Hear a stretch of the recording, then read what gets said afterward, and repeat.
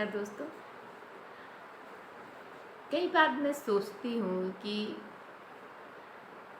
हम बात बात में दुखी क्यों हो जाते हैं। जब बच्चे हमारे कहना नहीं सुनते हैं तो हमको दुख होता है, पति कहना नहीं सुनते हैं तो दुख होता है, दोस्तों से झगड़ा हो जाए तो दुख होता है, कुछ हमको ना मिले जो हम चाहते हो तो दुख होता है, कुछ हम कर नहीं पाएँ तो दुख होता है। कई बार ऐसा भी होता है कि हम गुमसुम हैं, उदास हैं और उसका हमको कारण ही नहीं पता है और हम दुखी होके बैठे हैं। पता नहीं आपके साथ ऐसा होता है कि नहीं। मेरे साथ कई बार ऐसा होता है कि मैं क्यों दुखी हूँ इसका कारण मुझे नहीं पता होता है। लेकिन जब बहुत मैंने सोचा तो उसमें ये पाया कि जो ये हमारी उम्मीदें हैं, जो हमारी आस है, जो हमारी अपेक्षाएं हैं, जो हम दूसरों से करते हैं, असली कारण हमारे दुखी होने का वही होता है। हम मानव हैं और हम सभी एक दूसरे से कुछ ना कुछ उम्मीद लगाए बैठे हैं। हमको पता होता है कि हमको किसी दूसरे से कोई उम्मीद नहीं करनी चाहिए, अपना काम स्वयं करना चाहिए, कोशिश करनी चाहिए कि किसी दूसरे की बात का प्रभाव हमारे लाइफ में ना पड़े, पर ऐसा होता नहीं है। हर आदमी एक दूसरे के ऊपर कुछ ना कुछ प्रभाव ज़रूर डालता है। कोई खुशी दे जाता है तो कोई गम दे जाता है तो कोई दुख दे जाता है। जो हमारी बातें नहीं सुनता है या जिससे हमको बहुत सारी उम्मीदें होती हैं और वो उम्मीदें हमारी पूरी नहीं होती हैं, हमें टूटते हुए दिखती हैं, तो हमें बहुत ज़्यादा दुख होता है।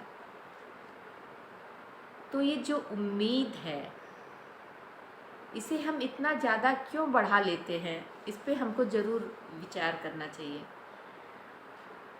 ठीक है, हमारा स्वभाव है, हम अपने बच्चों से उम्मीद करते हैं, बच्चे हमसे उम्मीद करते हैं, हम माँ बाप से उम्मीद करते हैं, लेकिन इसको इस हद तक बढ़ा लेना कि जब वो पूरी ना हो तो हम इतने ज़्यादा दुखी हो जाएं या डिप्रेस हो जाएं कि हमारा मन कहीं भी ना लगे।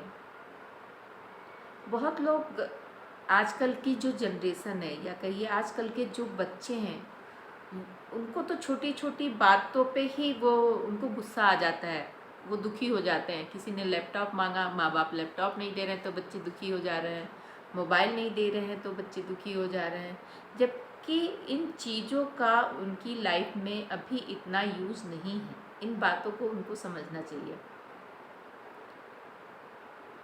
हर चीज़ का अपना एक समय होता है और हर माँ बाप इस बात की पूरी कोशिश करते हैं कि उनके बच्चों को जो चीज़ें चाहिए या जो चीज़ें ज़रूरी हों उनके बच्चों के लिए, वो उनको उपलब्ध करा सकें।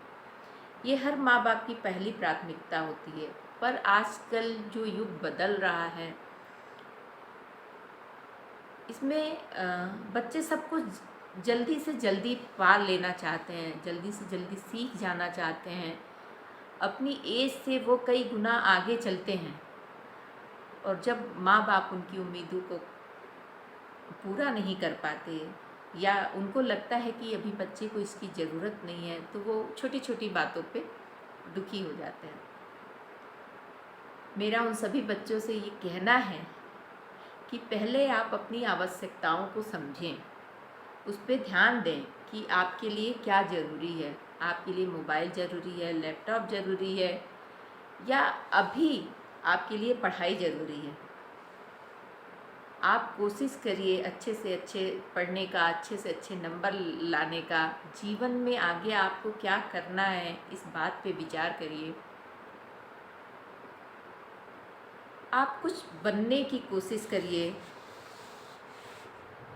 और इस बात से निश्चिंत रहिए कि जब आपको उस चीज़ की ज़रूरत होगी तो वो, अगर आपके माँ बाप उन चीज़ों को पूरा कर सकते होंगे, जो आपकी आवश्यकता है, जो आपकी नीड है, तो आपके माँ बाप ज़रूर पूरा करेंगे। लेकिन हाँ, हर चीज़ का एक समय होता है और इन छोटी छोटी चीज़ों से, कि आपको मोबाइल नहीं दिया किसी ने लैपटॉप नहीं दिया, आपने किसी गेम की मांग की और आपके माँ बाप नहीं दे सके, आपको कहीं जाना हुआ और आपके माँ बाप को लगा कि वो उचित नहीं है और उन्होंने वहाँ नहीं भेजा। इन बातों से, छोटी छोटी बातों से दुखी होना या सैड होना, या कहिए आपका जो ये मन नहीं लगता है, ये ठीक नहीं है। आपको अपनी पढ़ाई पे फोकस करना चाहिए। जब हम पढ़ लिख लेते हैं, नई नई चीज़ों को जानते हैं, नए नए आयामों को पहचानते हैं, बड़ी से बड़ी चीज़ को पढ़ाई, नॉलेज, ज्ञान, ये आपको बड़ी से बड़ी चीज़ें लाके दे सकती हैं। आप जितना पढ़ाई की तरफ आगे बढ़ेंगे, आपको खुद बाद में ये चीज़ लगने लगेगी कि अरे ये 1 घंटा मैंने व्हाट्सएप पे बर्बाद कर दिया, मुझे पढ़ लेना चाहिए था।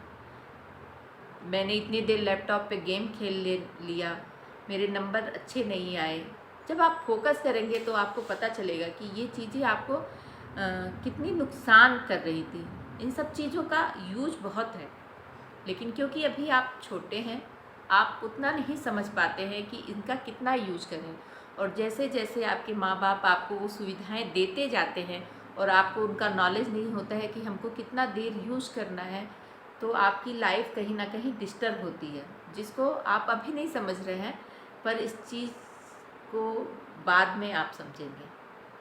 तो मेरा सभी बच्चों से अनुरोध है कि सबसे पहले वो पढ़ाई पे फोकस करें और छोटी छोटी ये जो बातें हैं जो लाइफ से संबंधित हैं उन पे ध्यान दें। चैटिंग कम करें, व्हाट्सएप कम यूज़ करें, जितना पढ़ाई के लिए ज़रूरी है उतना यूज़ करें। कोरोना समय में आप सब मोबाइल पे निर्भर हो गए थे और सब ने अपनी पढ़ाई मोबाइल के द्वारा किया था। आपने नोटिस किया होगा कि आप दिन भर मोबाइल से होमवर्क, पढ़ाई, बुक की जगह आपको सारी चीज़ें उसी पे आती थी, सारा चीज़ ऑनलाइन करते थे।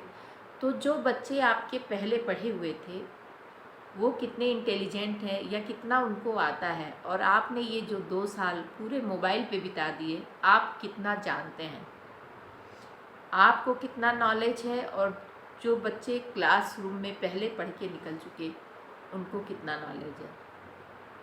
ठीक है, इससे एक बात ये हुई है कि आपको मोबाइल के, कंप्यूटर की बहुत सारी नॉलेज है जो बड़े से बड़े लोगों को भी नहीं पता है, लेकिन वो नॉलेज अभी आपको उतनी ज़रूरी नहीं है जितनी अभी आपको अपने स्कूल की, अपने टीचर से सीखने की ज़रूरत है, समाज से सीखने की ज़रूरत है, खेलने की ज़रूरत है।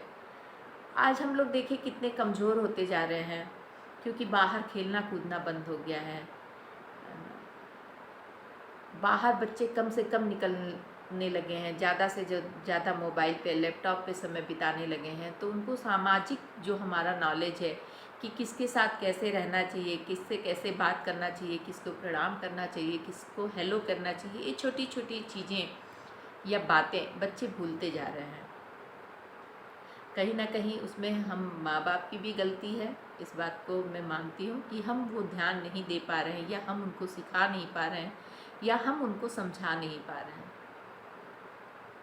लेकिन फिर भी मैं आप सबसे अनुरोध करती हूँ, जो भी बच्चे अभी 7, 8, 9, 10, 11, 12 में हैं, वो मोबाइल का कम से कम यूज करें।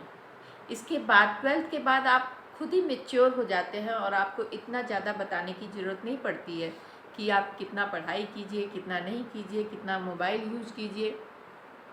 12th के बाद आपका नॉलेज थोड़ा बढ़ जाता है, पर अभी आप छोटे होते हैं तो आप लोग को अपने माँ बाप का कहना सुनना चाहिए, और छोटी छोटी चीज़ों के लिए, छोटी छोटी जो आप उम्मीदें बांध रखते हैं, जो आप दोस्तों से या मम्मी पापा से या टीचर से, और जब वो चीज़ नहीं होती है तो जो आप दुखी हो जाते हैं, उसको आप थोड़ा सा कम करिए, हंसिए, खेलिए, मस्त रहिए, लाइफ को एंजॉय करिए, अपनी पढ़ाई पे फोकस करिए और ज़िंदगी में आगे बढ़िए।